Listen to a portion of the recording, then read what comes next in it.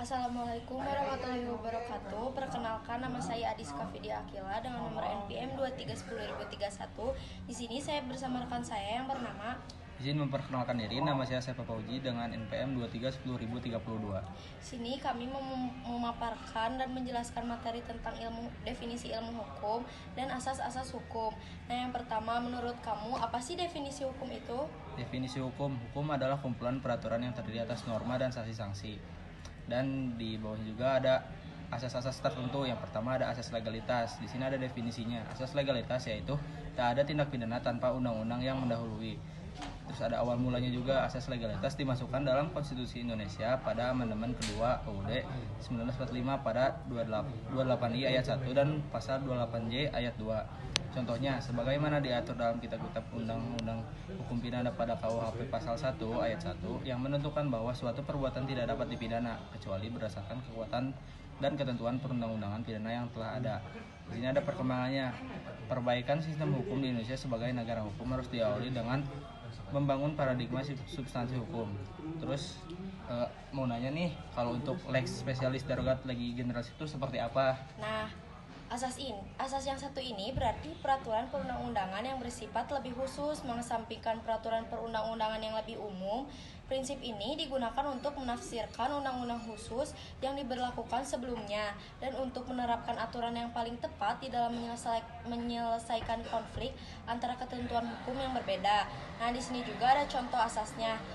Contohnya adalah dalam hal ini terjadi suatu tindak pidana yang dilakukan oleh anak di bawah umur, maka dalam melakukan proses hukum tidak digunakan KUHP, namun digunakan Undang-Undang Nomor 23 Tahun 2002 tentang Perlindungan Anak, Undang-Undang UU Nomor 35 Tahun 2014 tentang perubahan atas Undang-Undang Nomor 23 Tahun 2002 tentang Perlindungan Anak. Selanjutnya ada lex superior derogat legi inferiori. Asas lex superior derogat legi inferiori adalah pepatah hukum yang menyatakan bahwa hukum otoritas yang lebih tinggi lebih diutamakan daripada hukum otoritas yang lebih rendah ketika keduanya berlaku untuk situasi yang sama. Dalam perkembangannya, asas ini telah diterapkan dalam berbagai kasus seperti putusan Hakim Agung nomor 68 P HUM 2019 yang menyatakan pasal 2 ayat 1 dan 2. Contohnya, konflik antara hukum negara bagian dan federal di Amerika Serikat, klausul supremasi konstitusi menetapkan bahwa hukum federal lebih diutamakan daripada hukum negara bagian ketika ada konflik di antara keduanya. Selanjutnya ada lex posteriori derogat legi priori. Adalah asas penafsiran hukum yang menyatakan bahwa hukum yang terbaru mengesampingkan hukum yang lama. Tujuan dari asas ini adalah untuk mencegah ketidakpastian hukum yang mungkin timbul saat terdapat dua peraturan yang sederajat berdasarkan hierarki. Dalam perkembangannya, asas ini telah diatur dalam UU Nomor 15 Tahun 2019, Peraturan Perundang-undangan. Contoh asas ini, Undang-Undang Nomor 11 Tahun 2012 tentang Sistem Peradilan Pidana Anak yang berlaku sejak tanggal 30 Juli 2014. Mencabut Undang-Undang Nomor 3 1997 tentang Pengadilan Anak. Selanjutnya ada asas lex durasetamen scripta. Asas di mana setiap orang tunduk pada hukum peradilan yang sama. Sederhananya, equality before the law mengandung makna semua manusia sama dan setara di hadapan hukum. Contoh asas ini sebagaimana diatur dalam Kitab Undang-Undang Hukum Pidana KUHP pasal 1 ayat 1 yang menentukan bahwa suatu perbuatan tidak dapat dipidana kecuali berdasarkan ketentuan perundang-undangan pidana yang telah ada. Dan di sini saya akan melanjutkan ya.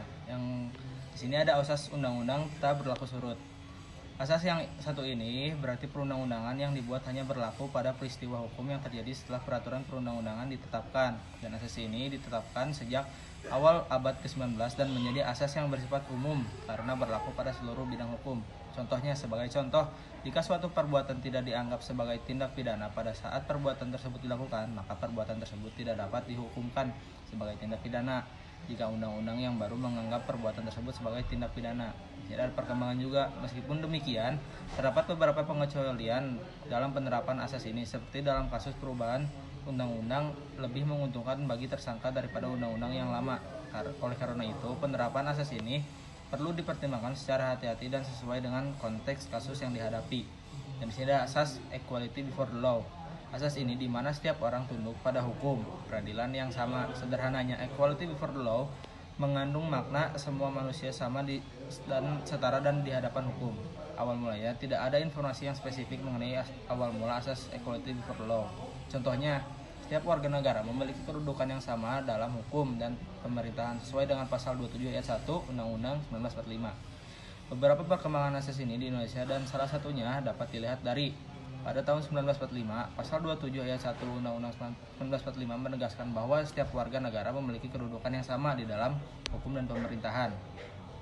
Di sini ada asas praduga tidak bersalah yang menginginkan agar setiap orang menjalani proses perkara tetap dianggap sebagai tak bersalah sampai ada putusan pengadilan yang berkekuatan hukum tetap yang menyatakan kesalahannya. Asas praduga tidak bersalah diatur dalam penjelasan umum Kitab Undang-Undang Hukum Acara Pidana KUHP Butir 3 huruf C. Selain itu, UU Kehakiman Nomor 48 Tahun 2009 mengatur asas ini dalam pasal 8 ayat 1.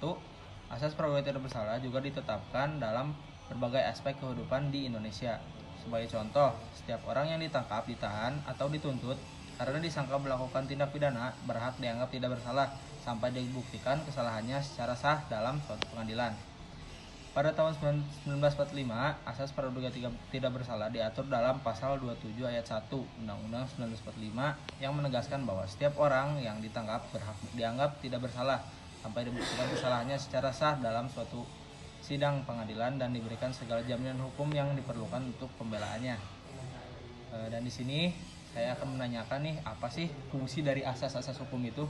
Nah, fungsi dari asas-asas hukum ini secara umum berfungsi sebagai kerangka dasar dalam terbentuknya peraturan yang konkret. Nah, selanjutnya aku mau nanya nih, apa pentingnya asas dalam pemerintahan?